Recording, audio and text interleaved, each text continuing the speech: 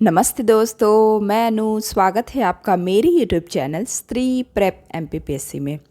रोज़ की तरह सुबह उठ के चाय बना करके मैं पढ़ने के लिए बैठ गई हूँ।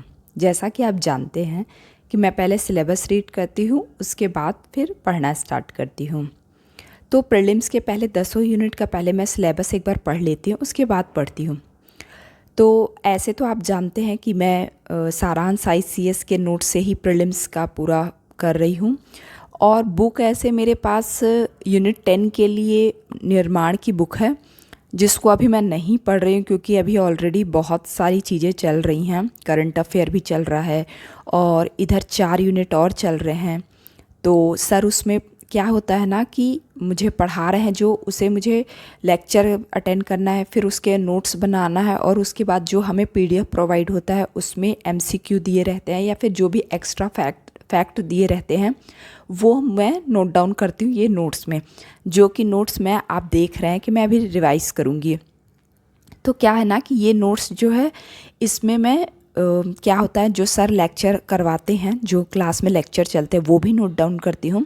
उसके बाद फिर मैं उस सब्जेक्ट का जब मुझे PDF प्रोवाइड किया जाता है तो उसमें जो एक्स्ट्रा फैट होते हैं वो मैं, अगर वहाँ जगह है तो स्पेस तो फिर मैं वहाँ मेंशन कर देती हूँ, नहीं तो फिर दूसरे पेज में उसको लिखती हूँ और उसमें जो परीक्षा उपयोगी तथ्य दिए रहते हैं, मतलब MCQ जो दिए रहते हैं वो मैं नोट डाउन करती हूँ। तो आपको ये तो समझ में आ गया होगा कि मैं कैसे पढ़ रही हूँ।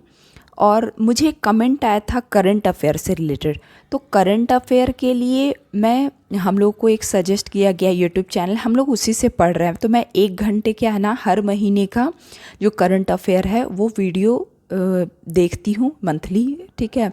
और उस मतलब समझिए कि नवंबर, अक्टूबर, सितंबर ऐसे करके हम लोग का ऑलमोस्ट मई जून तक चला गया है।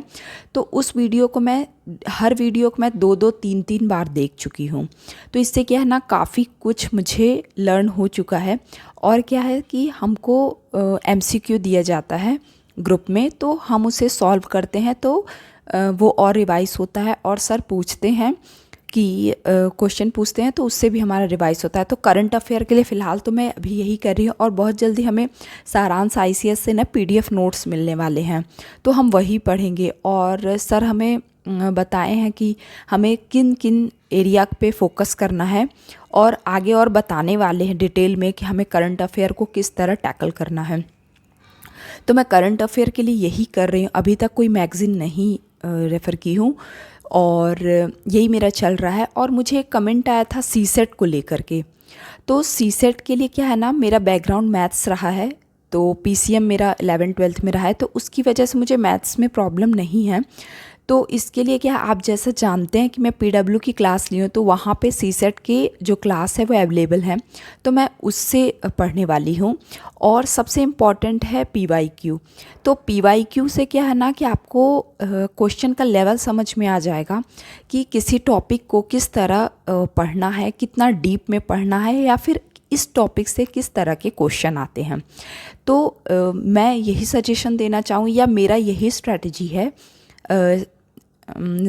CSET के लिए, कि आप लोग सबसे पहले सिलेबस एक बार पढ़ लीजिए कि क्या क्या टॉपिक है, फिर PYQ लीजिए। PYQ क्या है कि आपको सारा कुछ पता चल जाएगा कि किस तरह के क्वेश्चन MPPSC में आते हैं और किस तरह की तैयारी हमें किस डीप लेवल पे करना है, तो उसके हिसाब से आप तैयारी करिए। तो मैं यही करने वाली हूँ और यही कर भी रही हूँ कि 1 घंटे अगर कभी टाइम मिला, डेली नहीं, कभी टाइम मिला तो मैं, या फिर थ्योरी सब्जेक्ट पढ़ पढ़ के जब थोड़ी फीलिंग बैड होती है तब फिर मैं MCQ लगाती हूँ, और नहीं तो फिर CSET के ही PYQ क्वेश्चन देखती हूँ। तो क्या है ना कि PYQ क्वेश्चन चाहे वो CSET के हो या GS के हो, वो बहुत इंपॉर्टेंट होते हैं। उसे हमें बहुत अच्छे से एनालाइज करना है कि किसी भी टॉपिक के लिए कितना हमें पढ़ना है, क्योंकि MCQ जो है या फिर किसी भी टॉपिक का जो ऑब्जेक्टिव फॉर्म है वो कुछ भी क्वेश्चन पूछ सकता है, लेकिन ऐसा नहीं है। हमें किस टॉपिक को कितना डीप में पढ़ता है ये MCQ से पता चलेगा, PYQ से पता चलेगा, तो हम उसको वैसे ही टैकल कर सकते हैं। हाँ, ये है कि आप ज़्यादा से ज़्यादा MCQ लगाएं, ज़्यादा से ज़्यादा क्वेश्चन पेपर को देखें, एनालाइज करें और उसके हिसाब से प्रिपरेशन करें।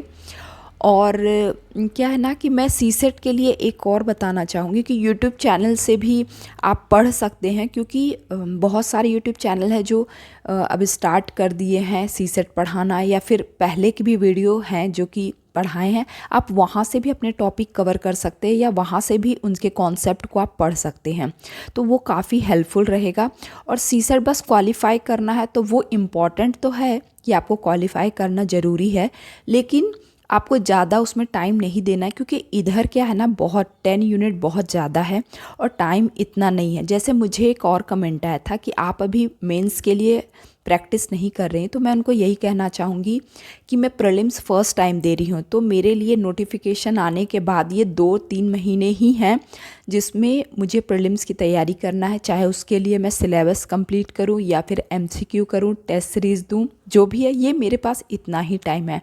और मेरे पास, मैं फुल्ली स्टूडेंट नहीं हूँ कि मेरे पास बहुत टाइम है कि मैं डेली प्रीलिम्स पढ़ने के साथ 1 घंटे या 2 घंटे मेंस को दे पाऊँ, तो मेरे पास इतना टाइम नहीं रहता, क्योंकि मेरी डेली की 4 से 4.5 घंटे की क्लास रहती है, और उसके बाद फिर मुझे उसके नोट्स भी बनाने होते हैं और रिवाइज भी करना होता है। तो और फिर जो भी है, हमें होमवर्क भी, मतलब टारगेट भी दिए जाते हैं। जैसे अभी हम लोग का टारगेट चल रहा है कि हम लोग को जो घटना चक्र है उससे हमें MCQ सॉल्व करना रहता है, तो हम लोग उसी से, जैसे एक टॉपिक दे दिया जाता है तो उससे हम MCQ सॉल्व करते हैं। तो इतना जो है वो बहुत हो जाता है, क्योंकि मेरे पास इतना टाइम नहीं है। ऑलरेडी 4 घंटे की क्लास, फिर उसके बाद नोट्स बनाना, फिर खुद भी मैं पढ़ती हूँ, फिर हमें जो टारगेट दिए जाते हैं उन्हें भी मैं करती हूँ। कभी कभार टारगेट जो है वो बैकलॉग में रह जाते हैं, बट मेरी कोशिश रहती है कि मैं बैकलॉग नहीं होने दूँ, क्योंकि मेरे पास अब टाइम नहीं है।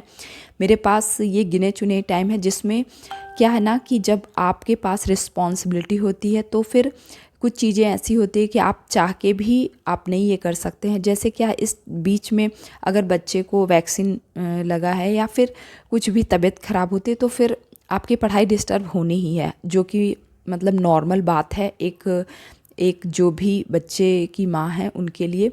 तो ये बफर टाइम जो है मुझे थोड़ा रखना पड़ेगा, तो मेरे पास गिना चुना टाइम ही है। तो इस वजह से क्या है ना, मैं पूरे तरीके से प्रीलिम्स के लिए पढ़ रही हूँ। और मैं यही कहूँगी कि अगर आपका फर्स्ट टाइम प्रीलिम्स है तो आप मेंस को बिल्कुल ध्यान मत दीजिए, आप प्रीलिम्स पढ़िए, क्योंकि प्रीलिम्स जो है वो मतलब बहुत ज़्यादा वैसे है कि आपको वो द्वार है जो कि आपको मेंस जाने देगा, और इसमें बहुत लोग छट जाते हैं। तो हमें यहीं से अपना जो सिलेक्शन है यहीं से लेना होगा। प्रीलिम्स क्वालिफाई करेंगे तभी हम मेंस दे पाएंगे।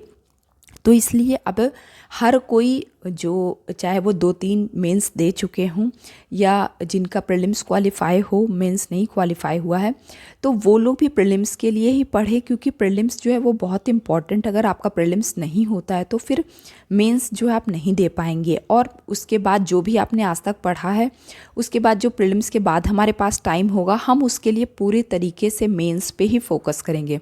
तो अभी मेंस के लिए मुझे लगता है किसी को भी नहीं सोचना चाहिए, पूरे तरीके से हमें प्रीलिम्स के लिए पढ़ना चाहिए, चाहे वो करंट अफेयर हो, चाहे वो यूनिट हो, या फिर टेस्ट सीरीज़ हो, या फिर मॉक टेस्ट हो, कुछ भी हो, MCQ लगाइए, या जो भी है पूरी तरीके से आप प्रीलिम्स पे फोकस रहिए। क्योंकि प्रीलिम्स में जो है वो बहुत छटैया होता है कि लोग यहाँ से मतलब आगे नहीं बढ़ पाते हैं, तो ये एक बैरियर है, तो इसे हमें क्वालिफाई करना ही है। और इसके 2-2 स्टेज है, जैसे तो GS भी है और CSET भी है, तो काफ़ी है। तो हमें इस पे फोकस करना पड़ेगा और बहुत अच्छे से दोनों को साथ में लेके पढ़ना होगा। तो ज़्यादा टाइम नहीं है, आप सभी भी इस पे दोनों पे फोकस करिए। और आप सभी को मैं बहुत बहुत धन्यवाद देना चाहती हूँ मेरी वीडियो को लाइक, शेयर एंड सब्सक्राइब करने के लिए। आपके जो भी कमेंट हैं आप मुझे कमेंट कर सकते हैं, या फिर मेरे इसी नाम से टेलीग्राम चैनल पे ग्रुप है, तो आप वहाँ पे भी मुझसे कमेंट करके पूछ सकते हैं, वहाँ पे ऐड हो करके। और आप मुझे बता सकते हैं आपकी प्रीलिम्स की तैयारी कैसी चल रही है। मुझे काफ़ी कमेंट आए और मैंने उनका रिप्लाई दिया, और जो रिप्लाई को डिटेल में समझाना था उसको मैं यहाँ पे डिस्कस की हूँ।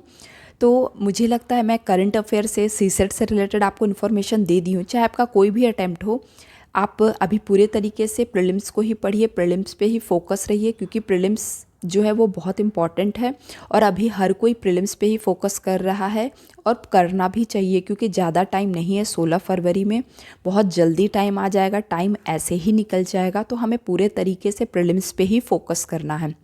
तो आपको मेरी वीडियो कैसी लग रही है आप बता सकते हैं, आप मुझे लाइक कर सकते हैं, शेयर कर सकते हैं, सब्सक्राइब कर सकते हैं, और आपके जो भी कमेंट हो आप कमेंट कर सकते हैं। और टेलीग्राम ग्रुप से जुड़ करके आप वहाँ पे भी मुझे कमेंट कर सकते हैं। आप मुझे कुछ भी पूछना है तो आप पूछ सकते हैं वहाँ पे ऐड हो करके। और जो भी मुझे इन्फॉर्मेटिव लगता है, पीडीएफ हो या फिर इमेजेस हो, तो वो मैं उस ग्रुप में शेयर कर देती हूँ, तो आप वहाँ से देख सकते हैं। तो लास्ट में मैं आपको बहुत बहुत धन्यवाद देना चाहती हूँ। Thank you.